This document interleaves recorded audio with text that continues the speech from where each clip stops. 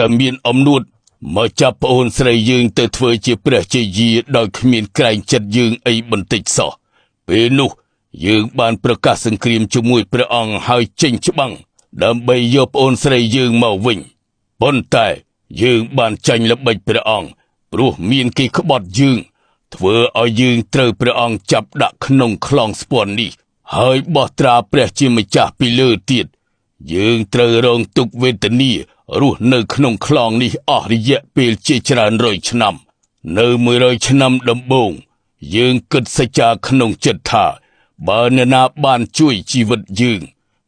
នឹងយកអាសាអ្នកនោះដោយឲ្យសម្រេចគ្រប់យ៉ាងតាមសេចក្តីប្រាថ្នា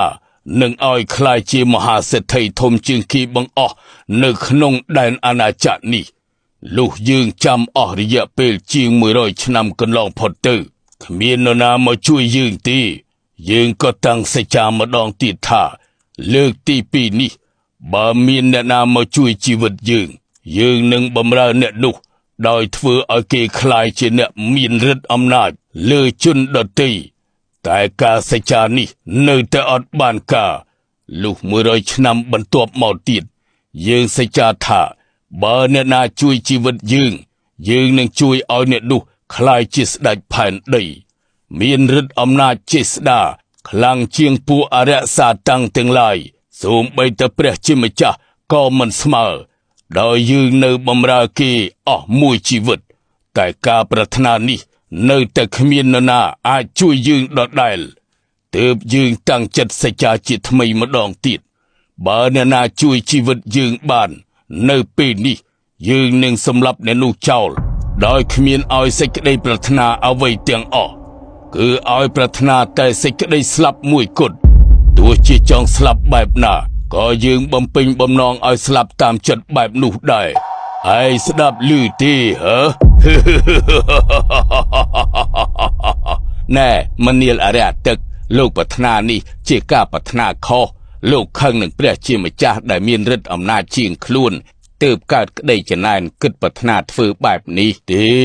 ពីដើមមកយើងគោរពព្រះជាម្ចាស់ណាស់តែព្រះអង្គម្ចាស់សាឡូមោនបានយកអំណាចព្រះជាម្ចាស់មកធ្វើបាបយើងដូច្នេះយើងមិនសុខចិត្តទេឥឡូវកុំនិយាយឲ្យខាតពេលឯងឆាប់និយាយប្រាប់យើងមកតើចង់ស្លាប់ដោយបែបណាយើងបំពេញបំណងឲ្យស្លាប់ទាំងអស់តាចាស់នៃនេសាទឬអរិយទឹកនិយាយបែបនេះភ័យខ្លាំងណាស់ក៏រកមធ្យោបាយដើម្បីដោះខ្លួនវិញណែមនាលអរិយទឹកអ្នកអះអាងថានៅក្នុងខ្លងស្ពាន់អស់រយៈពេលជាច្រើនរយឆ្នាំតាំងនាមដោយព្រះជាម្ចាស់យកពាក្យសច្ចៈមកនិយាយធ្វើម៉េចយើងអាចជឿអ្នកបានថាឯងនេះពិតជារស់នៅក្នុងខ្លងស្ពាន់នេះមែននោះបើគ្រាន់តែជើងមួយចំហៀងដាក់មិនចូលក្នុងមាត់ខ្លងនេះផងតើឲ្យយើងជឿមិនដេចទៅឯងថាម៉េចឯងមិនជឿយើងមែនទេមែនយើងមិនជឿឯងមែនបើឯងយកពាក្យសច្ចៈមកនិយាយជាមួយយើងដោយថាព្រះអង្គម្ចាស់សាឡូមោនធ្វើបាបឯងដាក់ឯងក្នុងខ្លងនេះមែននោះឯងត្រូវតែពិសោធន៍ឲ្យយើងឃើញផ្ទាល់នឹងភ្នែកទើបបានយើងជឿបានបើឯងមិនជឿយើងទេ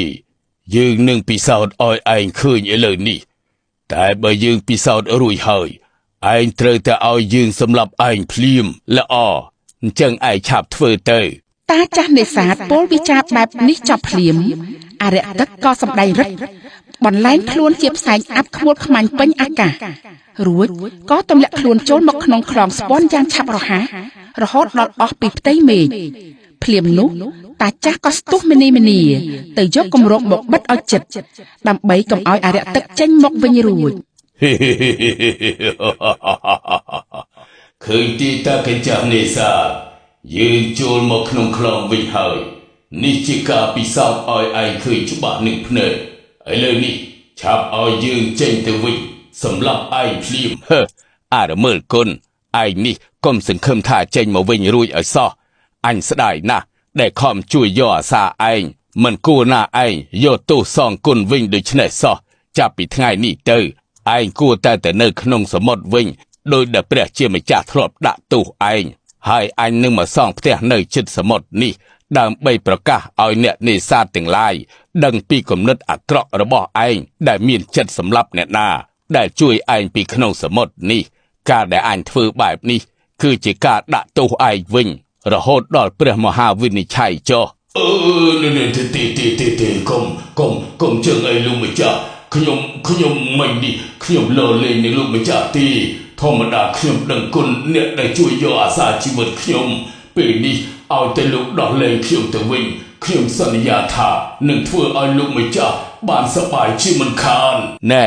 មនាលអ្នកទុច្ចរិតយើងមិនជឿសម្ដីឯងទេបើកាលណាយើងធ្វើប្រហែសតែបន្តិចឯងនឹងប្រហារយើងឲ្យស្លាប់បង់ដូចជាស្ដេចក្រិចមួយអង្គបានធ្វើចំពោះគ្រូពេទ្យឌូបានមិនខានគ្រានេះអញនឹងនិយាយរឿងនោះឲ្យឯងស្ដាប់ចូលឯងចាំស្ដាប់ចុះ